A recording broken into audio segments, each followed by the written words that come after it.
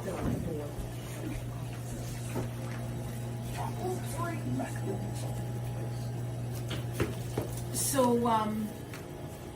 this morning I was talking with Pastor Rob, asking if he remembered when we actually started the Refuge. I'm so terrible with dates. It was actually 7 years ago on February 6th. Oh, wow. I know, isn't that crazy? That's crazy. How long have you been with the Refuge? Almost 4 years. 4 years. So, so do you even know the story of how we started? Not the official story. Okay. Well, I was thinking about it today, and I remember it went like this. So one day on 1010 prayer mats, which was over at 425, the old building, we had this carpet that was at the altar, and so anybody who wanted to come to pray before church at 1010, we would do so. And I got this prophetic word about the church being a refuge. That's why we have the name the Refuge. Okay. So the church being a refuge, and I had this vision of bringing the homeless and drug addicted in to care for them. And so I made this prophetic declaration. But we didn't start it right away. I knew that it was the Lord, but I also knew I didn't really need anything else to do. I didn't want to do anything just for the sake of doing something, you know? And so a little bit of time went on. And I remember one day, and it makes sense that it was February, because I remember one day there was this girl named Crystal. And it had snowed, and like this, I'm talking snowbanks, you know, after, from on the side of the road, after they've been cleared, they were really high. And I saw Crystal actually walking in a little micro mini skirt and high heels. And obviously she was, you know, one of our friends out there, which they weren't friends yet because we hadn't developed any of that yet. But she was out there walking in her little micro mini in a little coat and high heels with all of this snow and ice around, right?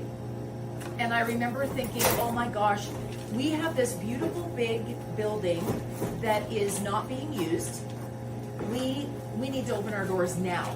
Because, you know, we thought we would plan, we would try to figure out what this looked like, but it just needed to be done. I remember I'm like, it needs to be done because these people are freezing out here. We only did it one day a week when we started. It was Wednesdays, I believe, because there was something else going on in the community to bring them in so they could be warm or to feed them every other day of the week. So we only needed to do one day a week. So that was good because it wasn't super taxing on us.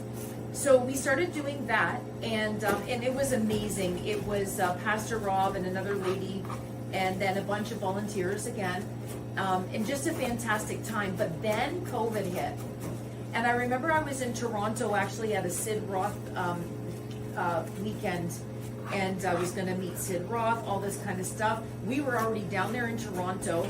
COVID had hit, but the lockdown hadn't happened. But the lockdown was called the day we were in Toronto. And everything was locking down. So I got a phone call, and the girl on the other end said, Pastor, they're shutting everything down.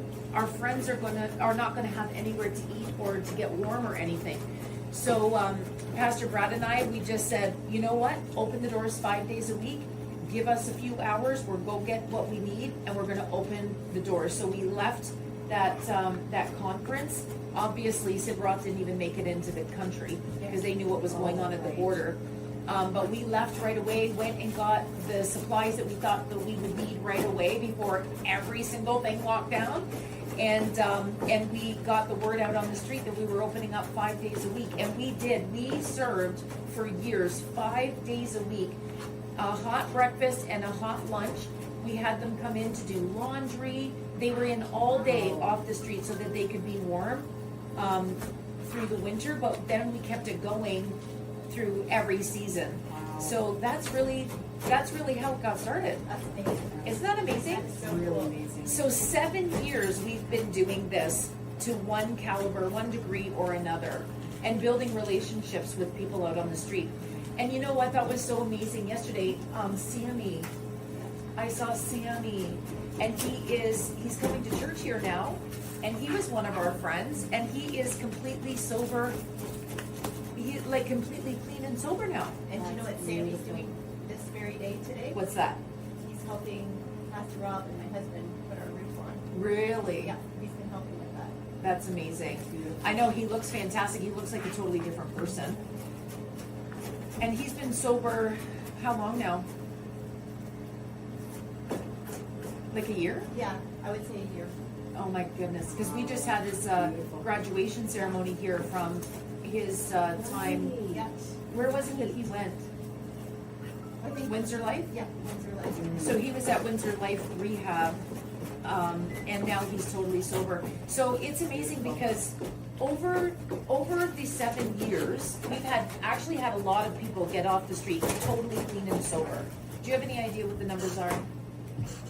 I don't know, but I know we've always got people in rehab at different stages of their journey. Right, And look at Melissa and Gary. right. Like, we've got some awesome people that now attend our church. Yeah. That started out using the Refuge as their service to help them. Yeah. Well, yeah, because Melissa works for she actually volunteers at the Refuge now. And she's sober 5 years. Gary, he's gotta be he is sober as well. And then, we've got a couple of others that, I know Sammy for sure, that are currently at Trumpet of Truth and helping and serving in one way or another, Yeah. and totally sober. So this ministry has been such a blessing to this community for 7 years. And we're seeing, because there's another young woman I know that is totally free as well. And actually, there's several of them. I just can't remember. I'd have to ask Pastor Rob what the actual numbers of people that are completely out of addiction, reunited with their families, and doing super well, like working and everything. Isn't that amazing? It's so beautiful. It makes God is it good. all worth it. It does make it worth it, because it's not easy. I'm sure that the day-to-day, well, see, I'm not serving at the Refuge every single day anymore. Like, I don't have to do it. I've delegated that off to other people, but in the beginning, it was a full-time job for many of us. Yeah. Because we were having so many come in off the streets. And some days it was crazy, fights and all kinds of crazy stuff, holes in the wall. But it's been so worth it, because this is what we're investing in, is the sobriety, the possibility, the hope that people can actually get set free through Jesus Christ. And I think that's our secret sauce. I mean, I know it's our secret sauce, is that we offer Christ. Yeah, Because I know you guys pray for them. we do. And we build relationship with them. Yeah. Like, when I approach anybody, as I'm approaching them, I'm always thinking, what was the last thing they talked about with me? So that I can say, hey, what happened with that situation? Or last week, one young man, he had an appointment in London that he had to go about his hand. And as I was approaching him, I'm like, okay, I gotta ask him, like, are you scared about going tomorrow? Because I knew who he was. Right. So just to build relationship beyond just, here's your food. Right, and care, relationship and care. Yeah. It's awesome. Yeah. You guys are doing such a great job. Love it. Yeah. It's an honor. It's an honor. It feels like an honor to serve. So it's your heart, and you know you're doing good. Amen. Yeah.